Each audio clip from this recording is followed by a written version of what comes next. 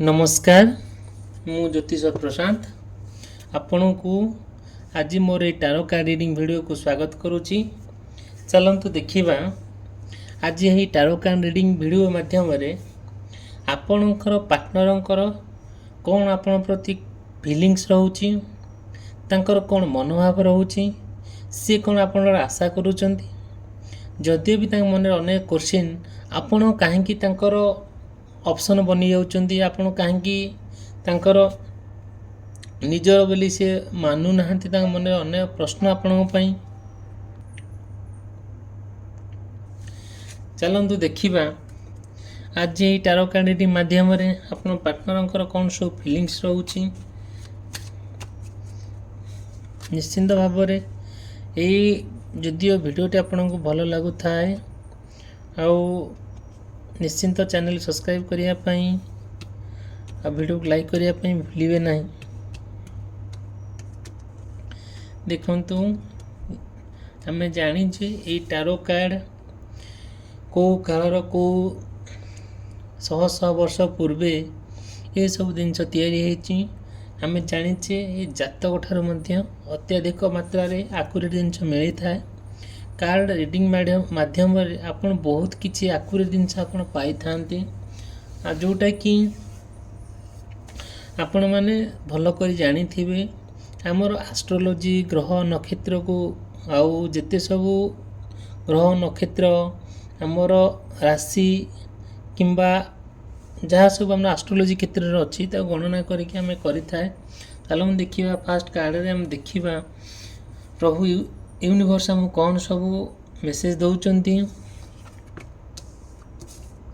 देखंतु fast card देखा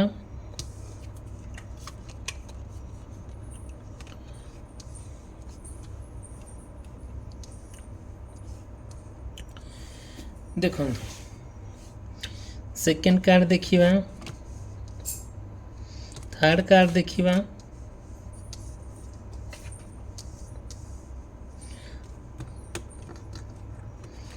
fifth card देखा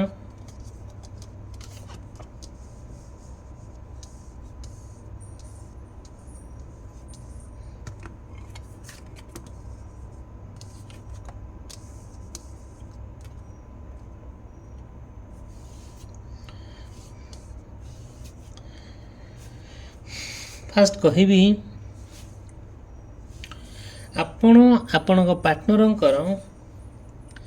आपण को ना सी सब बेले सत कहवाई जिते आपण आशा करुँच आपण पार्टनर आपण ठार सी सत कहतु जितेबले आपण तांकर सतटा मुहर जाना पाँच अपेक्षा करुँच सत कौन एक्चुअली से पर्यंत आपण अपेक्षा करिसंती। निश्चिंत भाव में जितेबले सी फिलिंग्सटा आपण पाखे एक्सप्रेशन करुँच आपण तांकर इंटेंशन कौन तांकर सी आपण प्रति कौन फिलिंग्स रोची तांकर मनोभाव एक्चुअली कौन सी जितेबले आपण पाखरे सब कथा एक्सप्रेस करुँच आउ निश्चिंत भाव में आपण सबू तांकर सुख दुख जंत्रणा जहाँ तांकर भी जीवन में घटी जाऊँगी घटनातिक आपण जिते सी आपण को कहते आपण सब कथा तांकर बुझुंट शुणुंट मध्य आपण आहरी विश्वास सृष्टि करुँच जदि भी केबे ना केबे आपण तांकर सहित कथा टिके बंद हो जाए थाए से निश्चिंत आपण कॉल करी थांती या मेसेज करी थांती ईमेल भी करी थांती जेहेतु आजिका समय आजिका दुनिया रे आउ समस्त भी लोक मैंने बहुत एक्टिव हेले सोशल मीडिया रे भी सी बहुत इनफॉरमेशन पाँच माने सोशल मीडिया माध्यम आपणकर सब कथा से आपण को शेयर करुँच। देखंतु आउ गोटे कथा है कौन जदियो आपण पार्टनर आपण भितर सबू कथा डिस्कसन होची आपण तांको भितर जहाँ भी गोटे रहिले तांकर मनोभाव आपण पाखे से शेयर करुँच आपण तांकर ମନରେ ଯାହା ବି ଆପଣଙ୍କ ପ୍ରତି ଚାଲିଛି, ଯେଉଁ ଭୟ ରହୁଛି, ଆପଣ ତାଙ୍କୁ ସେ ଭୟଟାକୁ ଦୂରୀଭୂତ କରିବା ପାଇଁ ଆପଣ ତାଙ୍କୁ ହେଲ୍ପ କରୁଛନ୍ତି। ତାଙ୍କ ସାଙ୍ଗରେ ଆପଣ ସପୋର୍ଟ ଦେଇକି ପାଦରେ ପାଦ ମିଶାଇ ଚାଲୁଛନ୍ତି। ପ୍ରତ୍ୟେକ କଥାରେ ଆପଣ ତାଙ୍କର କେୟାର ନେଉଛନ୍ତି, ଆପଣ ତାଙ୍କୁ ଭଲ ପାଉଛନ୍ତି। ଯେତେବେଳେ ଯାହା ବି ଗୋଟେ ହେଲେ ଆପଣ ତାଙ୍କ ପାଇଁ ସ୍ୱତନ୍ତ୍ର ଚିନ୍ତା କରୁଛନ୍ତି। ଯେତେବେଳେ ଆପଣଙ୍କ ପାର୍ଟନର ଆପଣଙ୍କ ପାଖରେ ସବୁର କଥା ସେୟାର କରୁଛନ୍ତି, ଆପଣ ଡିସାଇଡ଼୍ କରୁଛନ୍ତି ଯେ କୁଆଡ଼େ ବୁଲାବୁଲି କରିବାକୁ ଯିବେ କିମ୍ବା କେଉଁ ଜାଗାରେ ଖାଇବେ, ଆପଣ ତାଙ୍କର ସବୁ କେୟାର ନେଉଛନ୍ତି। ସେ କ'ଣ ଖାଇବାକୁ ଭଲ ପାଆନ୍ତି, କ'ଣ ଡ୍ରେସ୍ ପିନ୍ଧିବାକୁ ତାଙ୍କୁ ଭଲ ଲାଗେ, ସେ ଯାହା ବି ତାଙ୍କର କ'ଣ ଇଣ୍ଟରେଷ୍ଟ ଅଛି। ସପୋଜ୍ ଆପଣ ଯାଉଛନ୍ତି ବାଟରେ, ଆପଣଙ୍କର ମନ ହେଲା ଗୋଟେ ଜାଗା ରହିଲେ, ଟିକେ ଚାହା କିମ୍ବା କଫି ବି ଟିକେ ପିଇଲେ, ଗୋଟେ ନେଚର ଜାଗା ଦେଖିଲେ, ଫଟୋ ଉଠାଇବାକୁ ମନ ହେଲା, ଆପଣ ଫଟୋ ଉଠାଇଲେ, ଗାଡ଼ି ବ୍ରେକଅପ୍ କଲେ, ଗାଡ଼ି ବ୍ରେକ୍ କରିକି ଆଉ ଯେଉଁଠି ସିନେରୀ ଜାଗା ଦେଖିଲେ, ଆଉ ସେ ସବୁରେ କ'ଣ କଲେ, ଆପଣଙ୍କୁ ସପୋର୍ଟ କଲେ, ଯେଉଁଟାକି ଆପଣ ତାଙ୍କୁ ମଧ୍ୟ ସପୋର୍ଟ କଲେ। ସବୁକିଛିର ଯେଉଁଟାକି ଆପଣ ପୁରା ଶାନ୍ତି ପାଇଲେ। କିନ୍ତୁ ଯେତେବେଳେ ଏତେ କଥା ଘଟଣାଟି ଘଟୁଛି, କିଛି ନା କିଛି ଆପଣ ତାଙ୍କ ଭିତରେ ଯେତେବେଳେ ଗୋଟେ କଥାକୁ ନେଇକି କିମ୍ବା କୌଣସି ଲୋକକୁ ନେଇକି ଡିସ୍କସନ୍ ହେଲା ବେଳେ ମନକୁ କିଛି ନା କିଛି ପ୍ରଶ୍ନ ଆସିଯାଉଛି। ସେଇ ପ୍ରଶ୍ନକୁ ନେଇକି ଆପଣ ବିରକ୍ତ ହୋଇଯାଉଛନ୍ତି। ଦେଖନ୍ତୁ, ଯଦିଓ ଆପଣ କିମ୍ବା ଆପଣଙ୍କ ପାର୍ଟନର ସବୁ ତାଙ୍କର ଯାହା ମନରେ ଭଲ ପାଇବା ଆପଣଙ୍କ ପାଇଁ ସେ ସେୟାର କରୁଛନ୍ତି ଆପଣଙ୍କ ପାଖରେ, ଆଉ ଯାହା ବି ତାଙ୍କର ମନରେ ଫିଲିଙ୍ଗସ୍ ରହୁଛି, ଭଲ ପାଇବା ରହୁଛି, ସେ ତାଙ୍କର ମେସେଜ୍ ମାଧ୍ୟମରେ ଆପଣଙ୍କୁ ଜଣାଉଛନ୍ତି। ସେ ଆପଣଙ୍କ ପାଇଁ ଚିନ୍ତା ବି କରୁଛନ୍ତି। ଯାହା ଗୋଟେ ଭଲ ମନ୍ଦ ହେଲେ ସେ ଆପଣଙ୍କୁ ଇନଫର୍ମେସନ୍ ଦେଉଛନ୍ତି। ତାଙ୍କ ପରିବାରରେ ଯାହା ବି ଘଟିଲେ କି ତାଙ୍କ ଜୀବନରେ ଯାହା ବି ଗୋଟେ ଘଟଣା ଘଟିଲେ ସେ ଆପଣଙ୍କୁ ସବୁ ଇନଫର୍ମେସନ୍ ଦେଉଛନ୍ତି, ଯେଉଁଟାକି ଆପଣ ତାଙ୍କର ସବୁ କଥା ଶୁଣୁଛନ୍ତି। ପ୍ରତ୍ୟେକ କଥାର ତାଙ୍କୁ ସଜେଷ୍ଟ କରୁଛନ୍ତି ଭଲ କଥା, ଆଉ ତାଙ୍କ ପାଇଁ ଆପଣ ବହୁତ ସମୟ ବି ଦେଉଛନ୍ତି। ଆଉ ଯେତେବେଳେ ସିଏ ଟ୍ରାଏ କରୁଛନ୍ତି କି ଆପଣଙ୍କ ପାଇଁ ସେ ବହୁତ କିଛି ଇନଫର୍ମେସନ୍ ଦେଉଛନ୍ତି, ସବୁ କଥାରେ ଆପଣ ପଚାରୁଛନ୍ତି, ସିଏ ନା ଆପଣଙ୍କଠାରୁ ଆଶା କରୁଛନ୍ତି ସେତିକି ଟାଇମ୍ ଆପଣ ତାଙ୍କୁ ଦେବେ, ଆପଣ ତାଙ୍କର ଭଲ ମନ୍ଦ ସବୁ ବୁଝିବେ। କେଉଁଠି ନା କେଉଁଠି ଯଦି ଏଇ ଭିତରେ କିଛି ନା କିଛି ଯଦି ଅଭାବ ରହିଯାଉଛି, ତାଙ୍କ ମନରେ ଅନେକ ପ୍ରଶ୍ନ ଆସୁଛି ଯେ ମୋ ପାଇଁ ସେ କାହିଁକି ସମୟ ବାହାର କରୁନାହାନ୍ତି, କାହିଁକି ସମୟ ଦେଉନାହାନ୍ତି। ତାଙ୍କ ମନରେ ଅନେକ ପ୍ରଶ୍ନ ଆସୁଛି। ଯେତେବେଳେ ସେ କ'ଣ କରୁଛନ୍ତି, ଏମିତି କିଛି ଦିନ ଗଲା ପରେ ତାଙ୍କ ଭିତରେ କିଛି ନା କିଛି ଗୋଟେ କନଫ୍ଲିକ୍ଟ କ୍ରିଏଟ୍ ହେଉଛି। ଯେଉଁ କନଫ୍ଲିକ୍ଟଟା ଯେତେବେଳେ କ୍ରିଏଟ୍ ହେଉଛି ତା'ର କିଛି ସମାଧାନ ଆପଣ ପାଇପାରୁନାହାନ୍ତି। ସିଏ ରାଗି ଯାଉଛନ୍ତି, ଆପଣ ତାଙ୍କୁ ବୁଝାଉଛନ୍ତି, ଆପଣ ବୁଝିଲେ ସିଏ ରାଗି ଯାଉଛନ୍ତି, ସିଏ ରାଗିଲେ ଆପଣ ତାଙ୍କୁ ବୁଝାଉଛନ୍ତି। ଏମିତି ଭିତରେ ହେଉଛି। କାହିଁକି ହେଉଛି, କ'ଣ ପାଇଁ ହେଉଛି, ଆପଣ ସବୁ ଘଟଣାର ପ୍ରତ୍ୟେକ କଥାର ତର୍ଜମା କରୁଛନ୍ତି, କିନ୍ତୁ କୌଣସି ଏହାର କନକ୍ଲୁଜନ୍ ପାଉନାହାନ୍ତି, କୌଣସି କଥାର ସମାପ୍ତ ଆପଣଙ୍କୁ ମିଳୁନାହିଁ। ଯଦିଓ ନ ମିଳୁଛି, ନିଶ୍ଚିନ୍ତ ଭାବରେ ମୋତେ କଣ୍ଟାକ୍ଟ କରିବେ।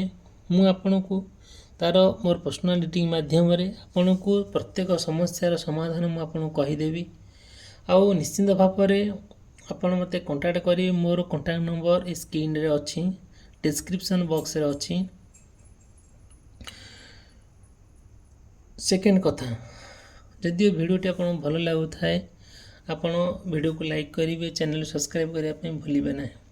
ଦେଖନ୍ତୁ, ସବୁକିଛି ଯେତେବେଳେ ଆପଣଙ୍କ ଆଉ ତାଙ୍କ ଭିତରେ ଘଟିଯାଉଛି, ପରସ୍ପର ଭିତରେ ବହୁତ ଅମାୟିକ ଭଲ ପାଇବା ଦେଖାଦେଉଛି, ଆପଣ ତାଙ୍କ ଭିତରେ ଗୋଟେ ଅନକଣ୍ଡିସନାଲ୍ ପ୍ରେମ ରହିଛି, ଅନକଣ୍ଡିସନାଲ୍ ଲଭ୍ ରହିଛି।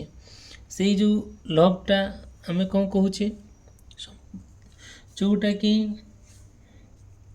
ଆପଣଙ୍କର ଶରୀର ତାଙ୍କ ଶରୀର ସହିତ ମିଶୁଛି, ତାଙ୍କ ମନ ଆପଣ ମନ ସହିତ ମିଶୁଛି, ଆପଣଙ୍କ କଥା ତାଙ୍କ କଥା ସହିତ ମିଶୁଛି, ଆପଣଙ୍କ ପରିବେଶ ତାଙ୍କ ପରିବେଶ ସହିତ ମିଶୁଛି, ସବୁକିଛି ଠିକ୍ଠାକ୍ ଲାଗୁଛି 100% ପୁରା ଆପଣ ତାଙ୍କ ଭିତରେ ପୁରା ସୋଲମେଟ୍, ଯେମିତି ପରସ୍ପର ଭିତରେ ଗୋଟେ ବହୁତ ବିଶ୍ୱାସ।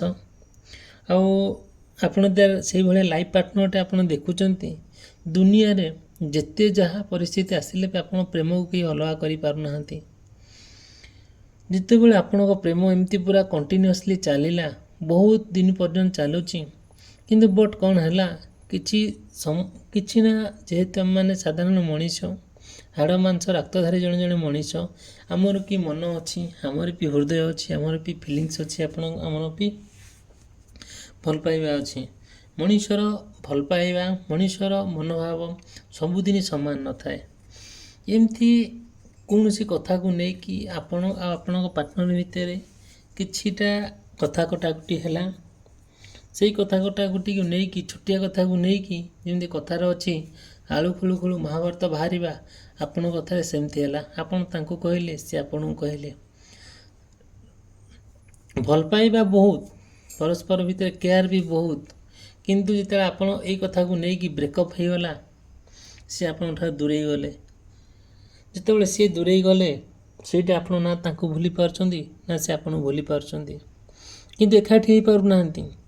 ଯେତେବେଳେ ଆପଣଙ୍କ ଭିତରେ ଏକତ୍ରିତ ନ ହେଉଛି, ପରିବାର ଲୋକ ଆପଣଙ୍କ ବିଷୟରେ ଜାଣନ୍ତି ସବୁ, ବଟ୍ ସିଏ ବି ଆପଣଙ୍କ କଥାକୁ ନେଇକି, ଆପଣଙ୍କ ପରିସ୍ଥିତିକୁ ନେଇକି ସିଏ ବହୁତ ଚିନ୍ତାଗ୍ରସ୍ତରେ ଅଛନ୍ତି।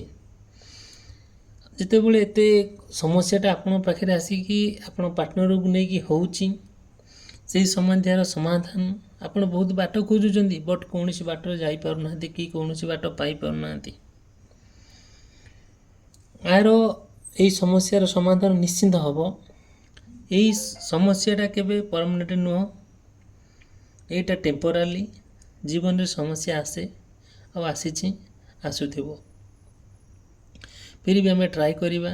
ଯେତେବେଳେ ଆପଣ ପାର୍ଟନର ଭିତରେ ଗୋଟେ ଭଲ ବୁଝାମଣା ଥାଏ, ପରସ୍ପର ଭିତରେ ବହୁତ ଭଲ ପାଇବା ଥାଏ, ପୁନର୍ବାର ଏକତ୍ରିତ ହେବ।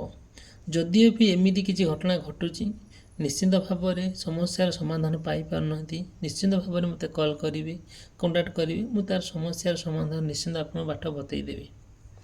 ଚାଲନ୍ତୁ ଦେଖିବା ନେକ୍ସଟ କାର୍ଡ଼।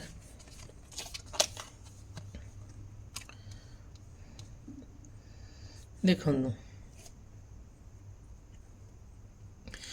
ଆପଣ ଯେତେବେଳେ ଆପଣ ପାର୍ଟନରଙ୍କୁ ପାଇବା ପାଇଁ ଯାଉଛନ୍ତି, ଆପଣ ଯେତେବେଳେ ତାଙ୍କୁ ଫାଇନାଲ୍ ଟଚ୍ ଦେବା ପାଇଁ ଯାଉଛନ୍ତି, ଯେତେବେଳେ ଫାଇନାଲି ଆପଣ ତାଙ୍କୁ ସମ୍ପୂର୍ଣ୍ଣ ଭାବରେ ନିଜର କରିବା ବସୁଛନ୍ତି, କିଛି ଲୋକ ଆପଣଙ୍କୁ ଅଟକାଉଛନ୍ତି।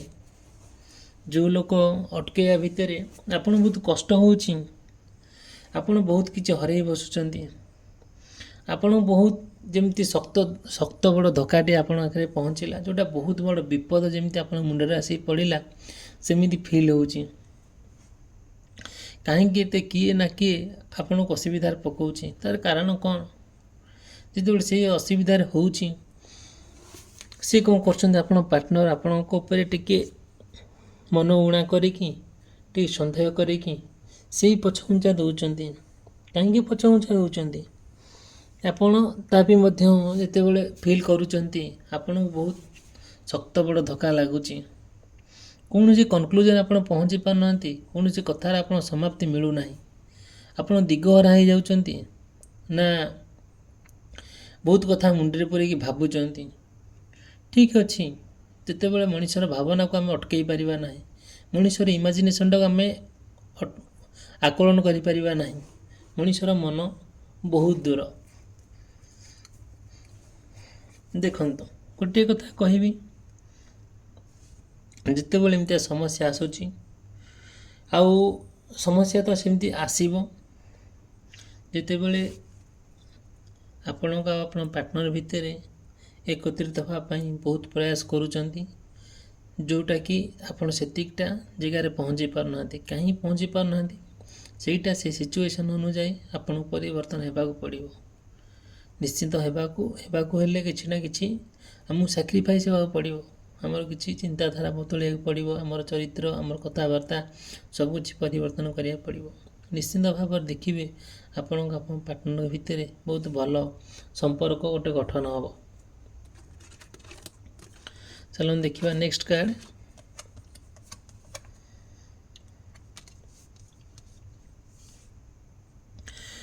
ଯେତେବେଳେ ଏମିତି ସମସ୍ୟା ଆସେ ଆପଣ ପାର୍ଟନର ନେଇକି, ସେତେବେଳେ ଆପଣ ଫାଷ୍ଟ ସେଲ୍ଫ ଲଭ୍ ମାନେ ଆପଣ ନିଜକୁ ଭଲ ପାଇବା ଶିଖିବା ଦରକାର।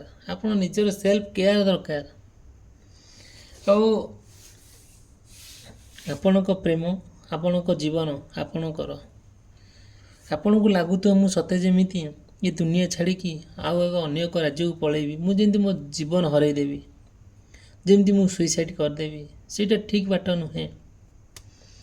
ଯେତେବେଳେ ଆପଣ ପାର୍ଟନରକୁ ନେଇକି କିଛି ସମସ୍ୟା ଉପୁଜୁଛି, ସେଇ ସମସ୍ୟାର ଯଦିଓ ବି ଆପଣ କିଛି ସମସ୍ୟାର ସମାଧାନ ପାଇପାରୁନାହାନ୍ତି, ଯଦି ଆପଣ ମୋ ଭିଡ଼ିଓକୁ ଦେଖୁଛନ୍ତି, ଯଦି ମୋ କଥା ଆପଣଙ୍କୁ ଭଲ ଲାଗୁଥାଏ, ମୋ ଭିଡ଼ିଓ ଆପଣଙ୍କୁ ଭଲ ଲାଗୁଥାଏ, ଏଇ କାର୍ଡ଼ ଯଦି ରିଡ଼ିଂଟା ଆପଣଙ୍କୁ ଯଦି ଠିକ୍ ଲାଗୁଥାଏ, ମୋତେ ନିଶ୍ଚିନ୍ତ କଣ୍ଟାକ୍ଟ କରିବେ।